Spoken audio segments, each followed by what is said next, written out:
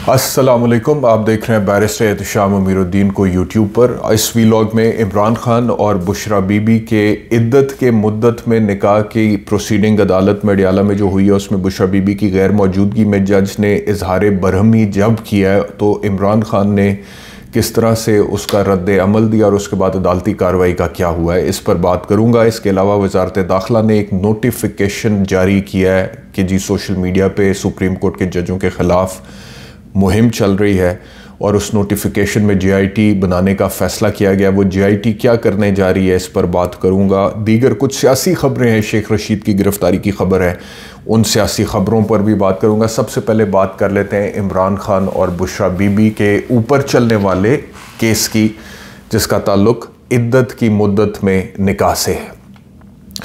देखिए, अदालती कार्रवाई जो होती है ना, वो दो तरह की होती है। एक तो वो होती है जो कि जेन्युइन होती है, जो कानून के मुताबिक होती है और जो एफिशिएंटली होती है, इफ़ेक्टिवली होती है।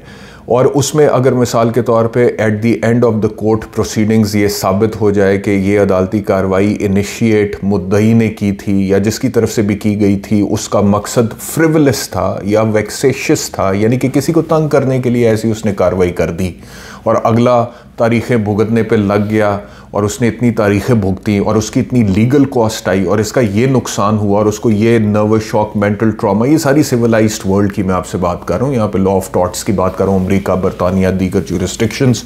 पाकिस्तान में तो खैर जो हालात हैं वो आपको पता है। बहरहाल ये साबित हो जाए उस एफिशिएंट इफ़ेक्टिव कोर्ट प्रोसीडिंग्स में कि जी ये वैक्सेशियस थी, फ्रिवलस थी, मिलिशियस थी और एमी दूसरे को तंग करने के लिए, हरास करने के लिए, और उसका वक्त भी बर्बाद हुआ है और उसके रिसोर्सेस भी लगे हैं, उसकी ये लीगल कॉस्ट भी है और उसको दिमागी तौर पर भी इस कोफ्त से गुजरना पड़ा है। तो at the end of the day जिस बंदे के साथ ये सब कुछ हुआ होता है वो एडिक्वेटली कॉम्पनसेट कर दिया जाता है, उसको कोई ना कोई कॉम्पनसेशन अदालत दे देती है। दूसरी तरफ बदकिस्मती से पाकिस्तान में जो अदालती कार्रवाई होती है, बहुत दफ़ा मैंने अपने लीगल करियर में देखा है कि वो फ्रिवलस और वैक्सेशियस तो होती है, लेकिन वो इंटेंशनली मिलिशियस भी होती है कि इरादतन किसी को सिर्फ तंग करने के लिए अदालती कार्रवाई का आगाज़ कर दिया जाता है। क्योंकि वो तारीखें भुगतेगा, अदालतों में जाएगा, इसकी एड़ियाँ रगड़ी, वहाँ पे कौन सा इंसाफ मिलना है, वहाँ पे कौन सा इफ़िशेंटली इफ़ेक्टिवली अदालती कार्रवाई ने आगे प्रोसीड करना और फैसला आ जाना और पता लग जाना है कि ये जो कंप्लेंट थी या ये जो पिटिशन थी या जो केस था जिसने दायर किया था वो तो मोटिवेटेड था और उसने इस इरादे या इस नीयत के साथ किया था कि इसको तंग करना है और उसके नतीजे में इस शख्स ने अदालती कार्रवाई भुगती है, तारीखें भुगती हैं, वकील किया है, ये लीगल कॉस्ट है और ये ज़हनी कोफ्त इसको हुई है। तो ये कौन सा पता लग जाना है। तो इवेंचुअली लोग करते क्या हैं कि तंग करने के लिए फ्रिवलस लिटिगेशन फाइल कर देते हैं ताकि अगले को तंग तो किया जाए ना, अदालतों के चक्कर तो वकील तो करे, फीसें तो दे, एड़िया तो रगड़े, फ्रस्ट्रेट तो हो, ये मकसद होता है। अब बुशरा बीबी और इमरान खान का जो केस इस वक्त अडयाला जेल में, और एक नहीं बहुत सारे केसेस आपको पता है, तोशा खाना अलहदा है, 190 मिलियन पाउंड अलकादिर ट्रस्ट अलहदा है, निकाह इद्दत की मुद्दत में अलहदा है। ये जो एक नॉर्मल में आपको frivolous, vexatious litigation, malicious litigation आपसे जो बात कर रहा हूँ ना, ये उससे भी कोई नेक्स्ट लेवल, नेक्स्ट कैटेगरी की लिटिगेशन इनके खिलाफ हो रही है, because this is taking place within the premises of the jail for the first time in the history of this country. किसी सियासतदान जो कि फॉर्मर प्राइम मिनिस्टर, इतने केसेस जेल में ही और उसकी फैमिली को भी जेल में आके भुगतने। Just imagine for a moment कि आपके ख़िलाफ़ आपको पकड़ के जेल में डाल दें और जेल में ही और आपको हक़ के दिफा भी प्रॉपर नहीं दे रहे हैं और आप कोर्ट प्रोसीडिंग्स जो हैं वो ट्रांसपेरेंट और ओपन ट्रायल जो है उसको भी नहीं हासिल कर पा रहे हैं और जेल में ही एक कमरे में साइड पे जज को बुला के बिठा दिया जाता है और वो केस चलाता है और प्रॉपर तरीके से एक रेगुलर कोर्ट में ओपन ट्रायल जिसमें मीडिया मौजूद होता है, जिसमें आपकी कोई मॉरल सपोर्ट होती है, कुछ भी उस तरह से नहीं है और आपके ख़िलाफ़ केस चलाया जाता जा रहा है। और ना सिर्फ ये कि आपके खिलाफ आपके घर वालों को उसमें घसीटा जा रहा है, आपकी अहलिया को बुलाया जा रहा है। अब Bushra Bibi I don't know कि इस्लामाबाद से अडयाला जाती हैं या लाहौर से अडयाला जाती हैं जब भी केस की तारीख होती है, लेकिन वो जाती हैं और वो वहाँ पर जाती हैं तो it is not just that she has to go there, attend the hearing, हाज़िरी लगवानी है, वापस आना है। उनको घंटों के हिसाब से इस केस का हिस्सा बनाया जाता है and she has to stay there. And just imagine for a moment कि एक खातून जो है उसके ऊपर एक तो उसको ये सारी हैसल लेनी है फॉर व्हाट, क्या उसने कोई दौलत बनाई है? इस केस की अभी फिलहाल बात कर लेते हैं, बाकी इल्जामात पे बाद में मैं आ जाऊंगा, अलकादर पे भी और तोशा खाना पे भी, और उसकी हकीकत पे भी बात कर लेंगे। लेकिन इसकी बात कर लेते हैं। इल्ज़ाम क्या है? इल्ज़ाम ये नहीं है कि उसने कोई करप्शन की है, यहाँ पर इल्ज़ाम ये नहीं है कि कोई पैसा बनाया है, इल्ज़ाम ये नहीं है कि कोई फ्लैट्स बना लिए हैं, कोई प्रॉपर्टी बना ली है, इल्ज़ाम और कुछ भी नहीं है।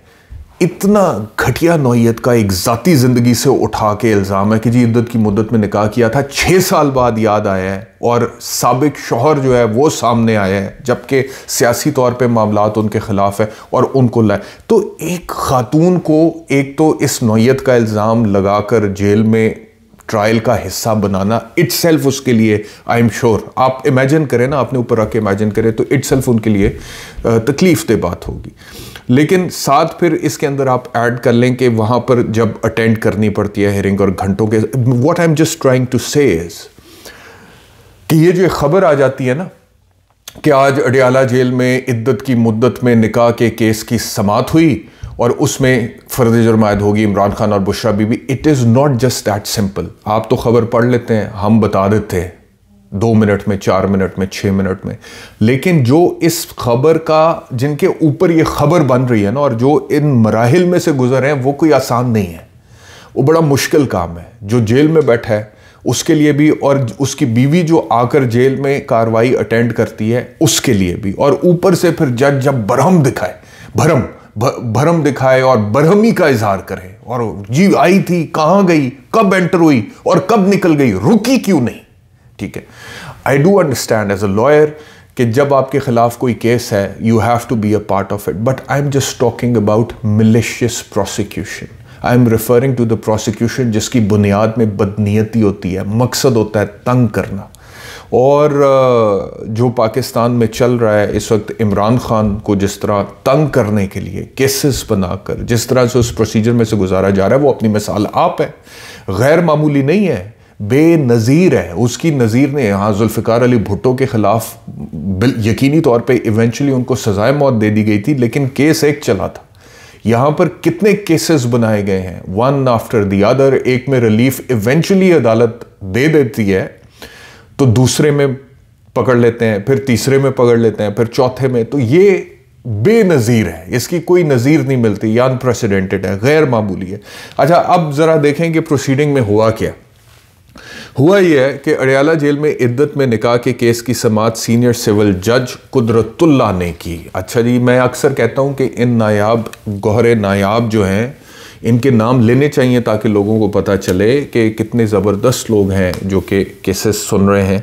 फ़र्द जुर्म सीनियर सिविल जज कुदरतुल्ला ने पढ़कर सुनाई। दोनों मुल्ज़मान की जानिब से सेहत जुर्म से इनकार किया गया। फ़र्द जुर्म के वक्त बानी PTI कमरा अदालत में मौजूद थे। अदालत ने बुशरा बीबी की गैर मौजूदगी पर इजहार बरहमी किया। अब ये वो टाइम था, बुशरा बीबी वॉज देयर, लेकिन ये वो टाइम था कि जब बुशरा बीबी को दोबारा तलब किया गया, या जब उनके बारे में जज ने पूछा तो उस टाइम पे वो वहाँ पे नहीं थी। वकला सफाई ने बुशरा बीबी की दरख्वास्त इस्तस्ना मंजूर करने की इस्तदा की, यानी कि आप उनकी गैर मौजूदगी जो है उसको उससे हाज़िरी से इस्तस्ना दे दें, जिसे अदालत ने खारिज कर दिया। जज कुदरतुल्ला साहब ने खारिज कर दिया। अदालत का कहना था कि बुशरा बीबी को आज तलब किया था, वो किसकी इजाज़त से कमरा अदालत से चली गई।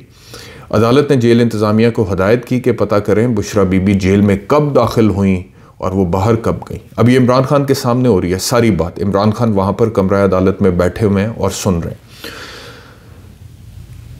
जेल इंतज़ामिया ने अदालत को बताया कि बुशरा बीबी 11:30 पर दाखिल हुई और 1:45 पर चली गई, यानी कि जेल इंतज़ामिया के मुताबिक भी 11:30 अगर वो एंटर हुई हैं तो 12:30, 1.5, 2.25 घंटे वो जेल में रुकी हैं और फिर वो चली गई हैं। बुशरा बीबी के वकील उस्मान गुल ने अदालत के इस्तफसार पर बताया कि बुशरा बीबी की तबीयत ख़राब है, हस्पताल चली गई। अदालत का कहना था कि कल हमने बुशरा बीबी के वारंट ऑर्डर लिखे, आपकी दरख्वास्त पर जारी नहीं किए। आप बार बार मेडिकल रिपोर्ट पेश करके इस्तस्ना मांग रहे हैं। बुशरा बीबी की मेडिकल रिपोर्ट पर प्रोसिक्यूटर रिजवान अब्बासी ने एतराज़ उठा दिया। उसका कहना था कि मेडिकल रिपोर्ट में किसी ट्रीटमेंट का कोई जिक्र नहीं। अदालत का कहना था कि इस्तिस्ना उसका मांगा जाता है जो अदालत में मौजूद ना हो। अदालत ने मुलजिमा को तलब किया था, वो किसकी इजाज़त से अदालत छोड़ के गई है। वाह माशाल्लाह, जज कुदरतुल्लाह, मैजिस्ट्रेट कुदरतुल्लाह।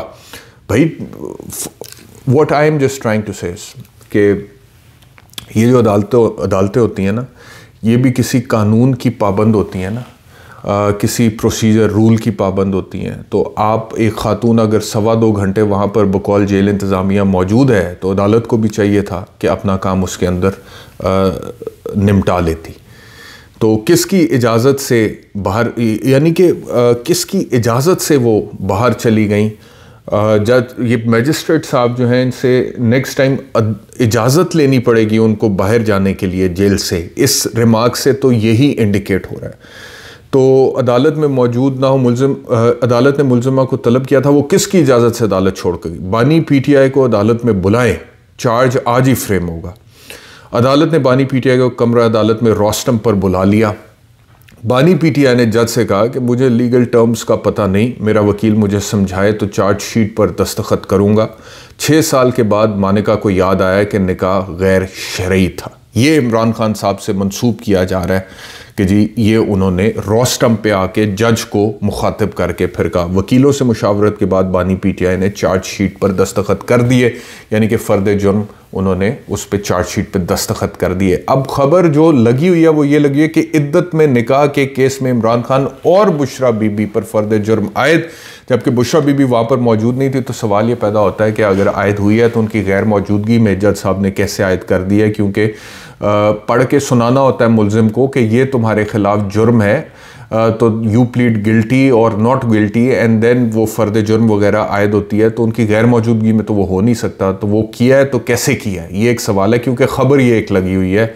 अब किया या नहीं किया, हो सकता है ख़बर भी गलत लगाई हो लगाने वालों ने। बहरहाल कहने का मकसद ये है कि ये आज की एक केस की प्रोसीडिंग है। इस तरह के कई केसेस इमरान खान भुगत रहे हैं और उनके साथ बुशरा बीबी, एक तो Al-Qadir trust case 190 million pound वाला भी भुगत रहे हैं, और तोशा खाना वो भी भुगत रहे हैं। और तोशा खाना और अलकादिर के ऊपर पहले बहुत दफ़ा बात हो चुकी है कि उसके मेरिट्स क्या हैं।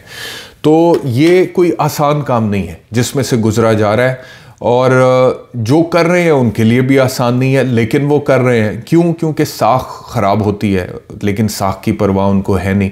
और जो कानून और इंसाफ के तकाज़े हैं वो तबाह बर्बाद हो जाते हैं, लोगों का एतमाद उड़ जाता है, लीगल सिस्टम जो है वो बर्बाद हो जाता है, बहुत कुछ हो जाता है। लेकिन तो वो कोई आसान काम दूसरी तरफ से भी नहीं है, लेकिन दोनों ही मुश्किल काम सर अंजाम दे रहे हैं नताइज की परवाह किए बगैर। इमरान खान इस चीज़ की परवाह नहीं कर रहे कि इवेंचुअली उनके साथ क्या होगा, और दूसरी तरफ इस चीज़ की परवाह नहीं हो रही कि इवेंचुअली मुल्क के साथ क्या होगा, अवाम के साथ क्या होगा।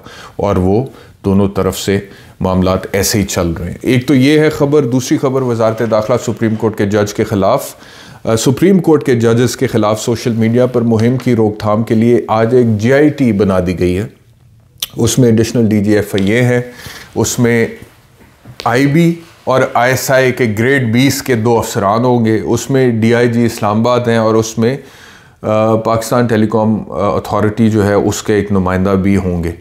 जजों के ख़िलाफ़ मज़मूम मुहिम चलाने वालों का पता लगाएगी, कटहरे में लाएगी, 15 दिन में इब्तदाई रिपोर्ट वजारत दाखिला को देगी। ये अब देखना ये है कि ये GIT कैसे आगे बढ़ती है। लेकिन काश कोई GIT इस बात पर भी बने कि जी पाकिस्तान के अवाम की हक तलफ़ी हो गई है, या उनकी बेतौकीरी हुई है, या उनकी जो उनके जो बुनियादी आइनी हकूक़ हैं उनकी ख़िलाफ़ वर्जी हुई है, और जमहूरियत का जो तकाज़ा आइन की रूह से है उसकी ख़िलाफ़ वर्जी हुई है। काश कोई GIT इस चीज़ पर भी बने कि पाकिस्तान के अवाम को उनका हक़ नहीं दिया जा रहा, और गैर कानूनी और गैर आइनी हथकंडे इस्तेमाल। कोई GIT इस चीज़ पर भी बने कि पाकिस्तान की जो रियासत है वो कौमी सलामती की रियासत इस हद तक बन गई है कि जमहूरियत का गला क्यों घुट रहा है और जमहूरियत को सांस लेना क्यों मुश्किल हो रहा है उसके अंदर।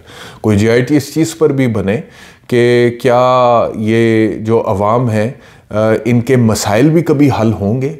क्या इनको भी कुछ मिलेगा, या फिर इन्हीं मामलात पर सियासी मकासद के लिए JITs बनेंगी और वो फैसले देती चली जाएंगी और सियासी स्कोर सेटल करती चली जाएंगी? JITs का, कानून का, वजारत दाखिला का, हुकूमत का, मुकन्नना का, इंतज़ामिया का, क्या यही काम है? तो एक JIT इसके ऊपर भी बननी चाहिए। आखिरी खबर, शेख रशीद की गिरफ्तारी हुई है। उनके हवाले से कहा जा रहा है कि 9 मई से मुतल्लिका मुकदमे में वो मतलूब वो उनकी ज़मानत खारिज हुई है। तो ज़मानत खारिज होने से वो गिरफ़्तार हो गए और उनका कहना यह है कि वो मौके पे थे ही नहीं। वकील साहब ने कहा जज साहब बहुत अच्छे हैं, उन्होंने मुस्कुराते हुए कहा है कि थोड़े दिन जेल रहे हैं। तो ये शेख रशीद के वकील का कहना है। बहरहाल उनकी गिरफ़्तारी हो गई है। जो ज़रूरी सामान था, ख़बर यह है कि वो उनको हैंड ओवर कर दिया गया। अब बाद इस गिरफ़्तारी ज़मानत उनके वकला की टीम दाखिल करेगी। देखना यह है कि शेख रशीद को अब पोस्ट अरेस्ट बेल कब मिलेगी। शुक्रिया वीलॉग देखने के लिए, अपना ख्याल रखिए। अल्लाह हाफ़िज़।